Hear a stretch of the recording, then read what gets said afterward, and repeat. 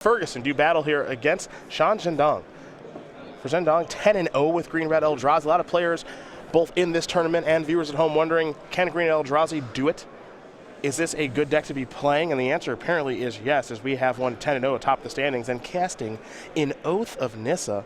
Going to reveal Wooded Foothills to start off round number 11. Also, you'll notice that second block of text there. You may spend mana, so et cetera, et cetera.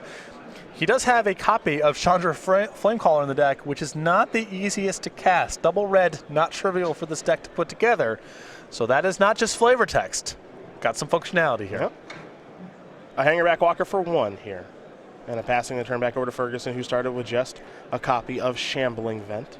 Unfortunately, I suspect in this matchup, my boy is going to get his head kicked in. I don't think it's going to be tough. I don't think he has enough pressure and slowing the deck down via Collected Company to try to get some late game card advantage is not going to be that effective against the various Ugins and World Breakers of the world. We'll head back Ferguson's way now as Hangerback Walker is getting ready to pump up a little bit here. And it will pump. Ferguson looks like he's missed a land. And now there's the Pilgrim. Sylvan Advocate, it was the attack, by the way. It's a 2-3, so Zhengdong just blocking with Hangerback Walker, activating it, making it to a 2-2. Now that's why he has 2 Thopters. I was hoping for the busted draw there of turn 2 Sylvan Advocate, turn 3 and Offenza. Combo. Combo. Which is a term we're going to use rather loosely here. Yeah, that's actually a non-bow that explicitly does not work together. Correct. A Wooded Foothills going to find a Cinder Glade. You saw the land there that Zhengdong did play last turn. Shrine of the Forsaken God. As he's tapping 4 mana. Hello, Thought-Knot Seer. First time. And Offensa, Deathmish Raptor ×2. Along with a Den Protector.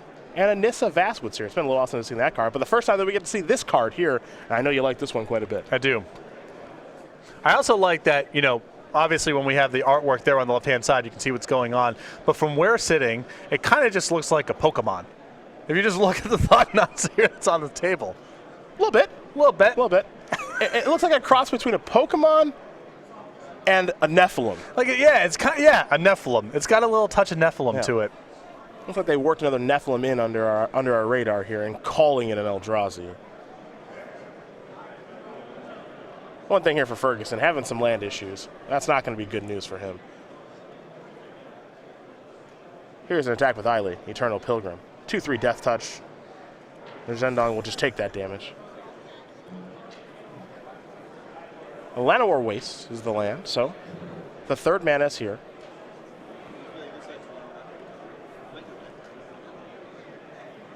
And now here's Deathmish Raptor. Ferguson will have to take some damage to cast it, but it has arrived. And now we'll head back Zhengdong's way. Time to draw a card. Wooded Foothills in hand. No ramp yet this game, though Explosive Vegetation drawn right on cue. There's a Wooded Foothills. And now here is Explosive Vegetation. And now Ferguson is at the mercy of whatever Sean's hand looks like. Yep. A forest, a mountain, and a forest. Explosive Vegetation finding 2 lands, Wooded Foothills finding 1, for the record. So one of those lands technically should be untapped. We can certainly get that fixed. He can float a mana if he wants to. He can technically do whatever he wants. I'm not going to argue, but I don't think that was his intention. Here come the beatdowns. Thopters are blocking right away, which means something large is coming soon, probably. Keep in mind that Shrine is turned on now.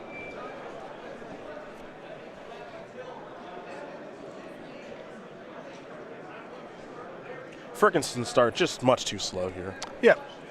Missed some land drops, unfortunately. With the Shrine, it'll tap for a single colorless or 2, but you can only spend mana to cast colorless spells and activate this ability only if you control 7 or more lands when you're adding 2 mana. Much more conservative than previous designs in this space, such as Ancient Tomb. And Temple of the False God. Well, this taps for a colorless right away. Those are just different designs. True. Temple of the False God is probably a more powerful Magic card on the balance, but they are just different. I always liked that card. That was cool. Well, in that block, there were so many busted 6-drops for the time. What's the big creature? Chandra. Oh, I was hoping he only had the 1 mountain in play. So the Oath of Nissa. Yeah, could play a role. Here is Chandra Flamecaller. Andy Ferguson does not want to play anymore, I think. Oh, actually, never mind. Chandra's minusing to kill a bunch of stuff. Oh, that's fun. -3, kill all your stuff, leave my Thought-Knot Seer. Hey, that's neat. And now I believe next turn we begin to Stone Rain.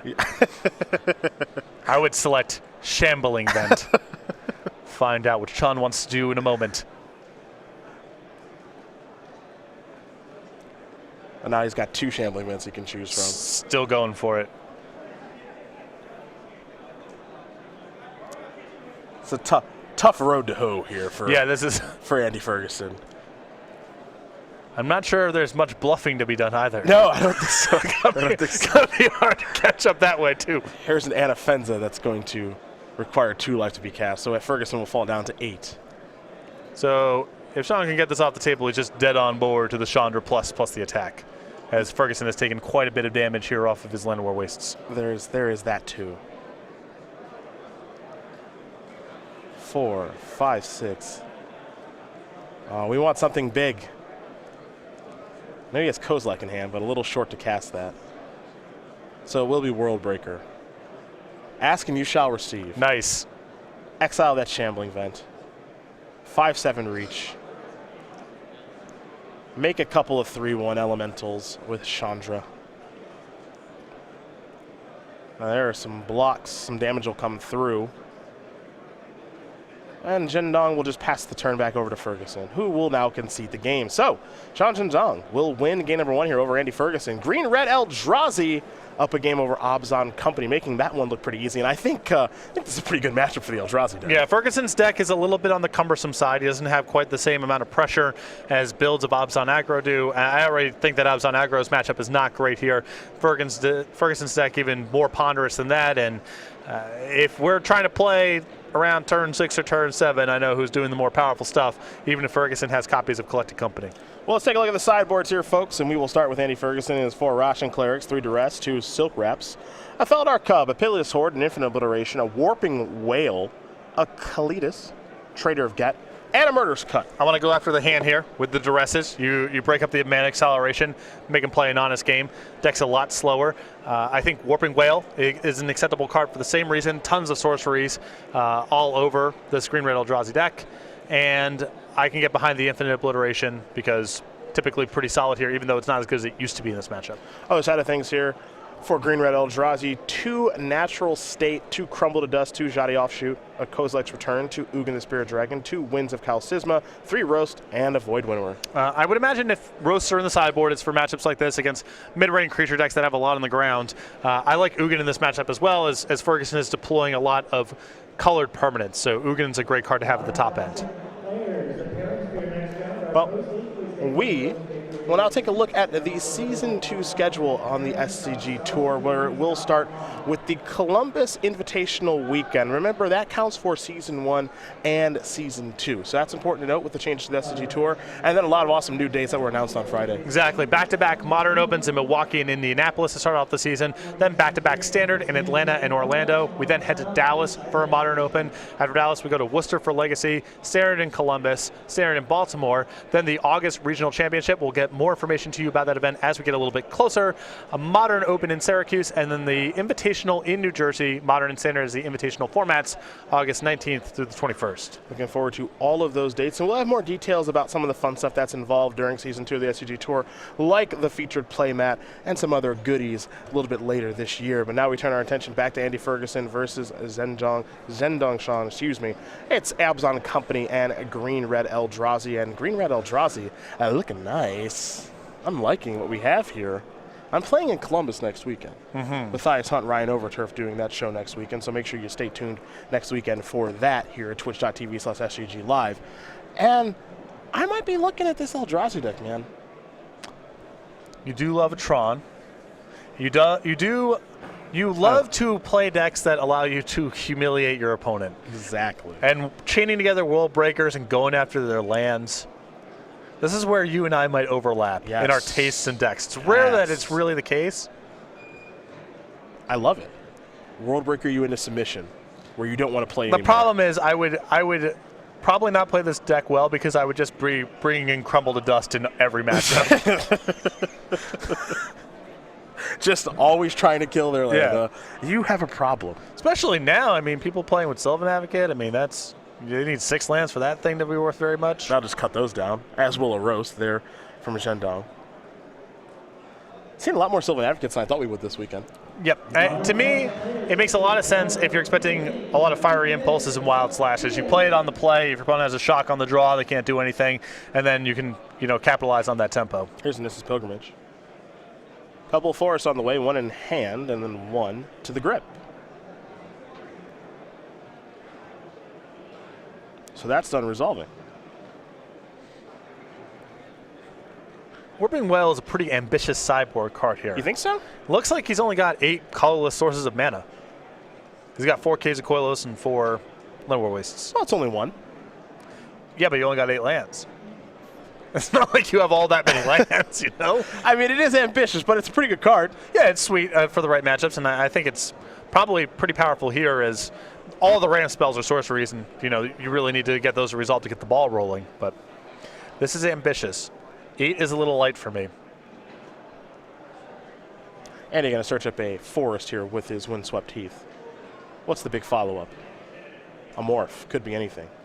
Could be anything. This is already shaping up to not look good here for Ferguson. We're already hitting he's at the mercy of Shan's hand kind of territory. Yeah. 4 mana. Explosive Vegetation. Well, if it was bad before, it's getting worse now. And Ugin is in hand. Yeah. So, Just saying. A forest and a mountain are the weapons of choice here for Zhengdong. This is looking tough. I'm looking forward to the Sean Corey McDuffie showdown if that were to happen. Oh, yeah? The 2 extreme ends of the format. The Atarka Red versus the Green-Red Eldrazi. Yep. I want to see how the matchup looks with Kozilek's return in the deck. I think that really changes it. I think it looks pretty gosh darn good. A Windswept Heath here from Ferguson. Pretty important for Andy to have a Collected Company here, and he does have one in his hand. I'll just pass the turn back.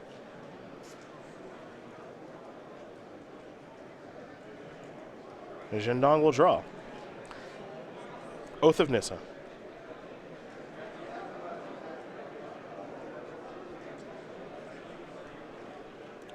Looks like the payoff card will be Ugin. There's a Cinder Glade. Doing a little math, making sure that he can play Oath of Nissa and still be able to cast Ugin. So here is Oath. Take a look at the top couple.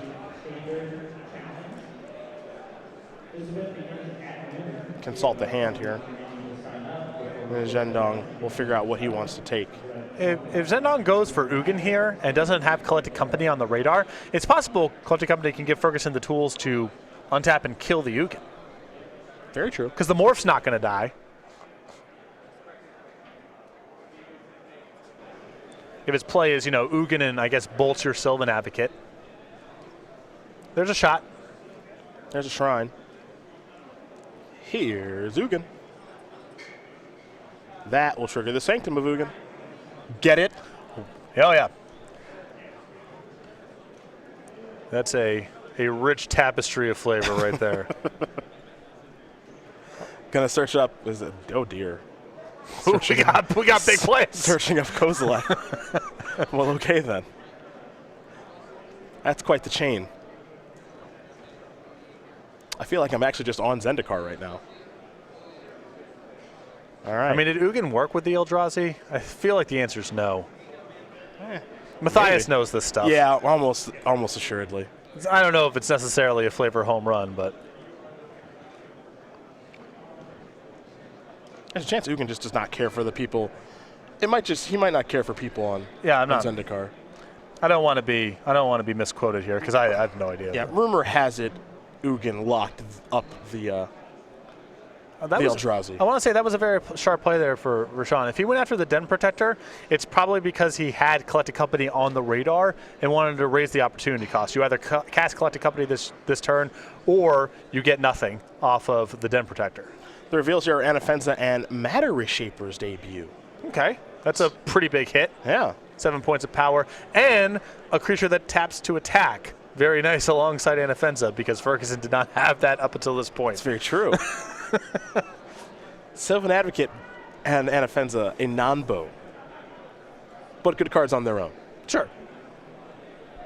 Well, at least now he can get Ugin off the board. I'm not sure if he can be Kozilek, but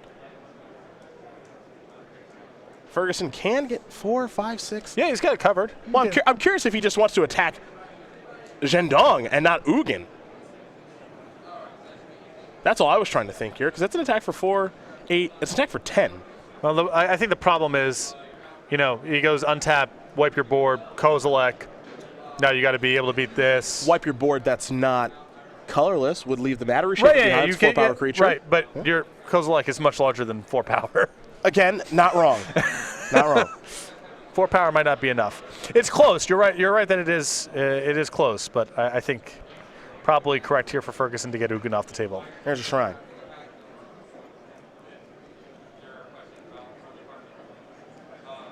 I think here comes Kozilek. Yeah. When you cast it, if you have fewer than 7 cards in hand, you draw cards equal to the difference. It has Menace, and it's still on the stack, as it should be, because you want to resolve this Collected Company, which is exactly what Ferguson's going to do. Right. If Kozilek hits the table and then Shan draws something like Explosive Vegetations off of the Kozilek trigger, it's no good. Can I offer you a Pitiless Horde and a Matter Reshaper? Yes, you can. Absolutely. Yes, you can. Pitiless Horde does cost 3 mana and it has 5 power. I think by casting Kozilek and Zhengdong gets to draw some cards, I think he's probably just dead. Well, you move the Anafenza counter onto the Matter Reshaper, and that's 14, even if you block Pitiless Horde. Yeah. For 8, 12, 14, yep. There's also some Hissing Quagmires there in the lands. Oh, sure, yeah. It gets even better. Collected Company flexing its muscles here. Yeah, this should do it. Oh, yeah. Everybody coming in. Whoa, whoa, Sylvan Advocate, you do not tap to attack. Let's give a counter to something here, Andy. And again, if Zhengdong does block the biggest creature, which is Pitiless Horde, he's going to take a whole bunch more, as he has no choice, and that is going to do it for this game. Andy Ferguson's going to win game number 2 over Zhengdong. We got Abzan Company and Green-Red Eldrazi going to game number 3. So I was worried about Collected Company in this matchup because I think it's just a little bit too slow. But if your Collected Companies are going to flip over 7 power or 8 power, might be good enough. Well, well, well. Let's get ready here for game number 3. I think being on the play is going to play a pretty big role in things, especially if Zhengdong is able to ramp up appropriately. Yes. Not to say he ramped poorly that game, because I actually think he ramped pretty well that game, but it's, I think, a testament to Andy's deck that he was able to just overcome Ugin and Kozilek. Well, he played against turn 2. He played turn 2 Sylvan Advocate, turn 3 Morph. Not the most explosive draw. And Zhengdong had a smooth ramp all the way to Ugin and then to Kozilek. But the Collected Companies yielded enough power for Ferguson to get the Ugin off the table and then kill Shan when he tapped out for Kozilek. So those were some big hits off the Collected Companies. I think if you're looking at, Sylvan Advocates and Warden of the First Trees coming off, that's not going to be good enough there. But Ferguson's Collected Companies were very generous. Well, as these players shuffle up here for game number 3, we'll very quickly talk about what they're playing for, because they are in prime position to make the top 8 here and walk out of here with $500. But one of them could be walking out of here with $5,000, 30 SCG points, an invite to our first Invitational in Columbus. You see second place, $2,000, 25 SCG points, an invite to our Season 1 Invitational in Columbus, so on and so forth. You make the top 8 here in Atlanta or any of our Opens, you're at least walking out with $500 and 15 SCG points, and of course an invite to one of our Invitationals. So as these players make their way through day number 2 here, they are in great position to make those elimination rounds. Exactly, and with us being so early into the season and with us giving out fewer open points in total, 30 points with a win is enough to get you into the race for an invite to the Players' Championship. You need to follow it up with other finishes, but either one of these players, even if they're starting from scratch, could get themselves in the mix. We'll start things off here with a Shrine of the Forsaken Gods. For Ferguson, it's the Sandstep Citadel. A Sanctum of Ugin into a Hangerback Walker is perhaps Shan Zhengdong missing colored mana, as there's a Shambling Vent for Ferguson. Ugin the draw. Uh-oh. He is missing colored mana.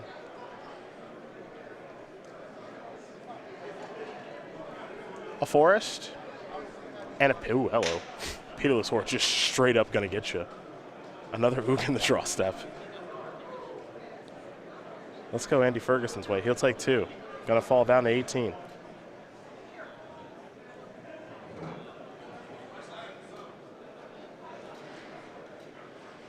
Here comes Pitiless Horde. This attack to me screams Abzan Charm. Yeah. Ferguson's hoping for a block and a pump and then to exile. I think Shan needs to consider a block and just letting it go. He'll activate. Is it Abzan Charm? It is. You nailed it. I don't think Ferguson can justify that attack if it's just, all right, you get to pump your Hangerback Walker and make 3 Thopters. A World Breaker, I believe, the draw. The discard of an Ugin. And now Ferguson, he's going to have to take 2 there from Pitiless Horde. It's going to fall down to 16. But this damage adds up real fast. And this is the kind of threat that, because it's going to get to stick around, I don't know if Zhengdong's going to be able to come back here. It hits for so much damage. It's the best threat in the format against a slow deck that is missed land drops. Caves of Koilos is the land.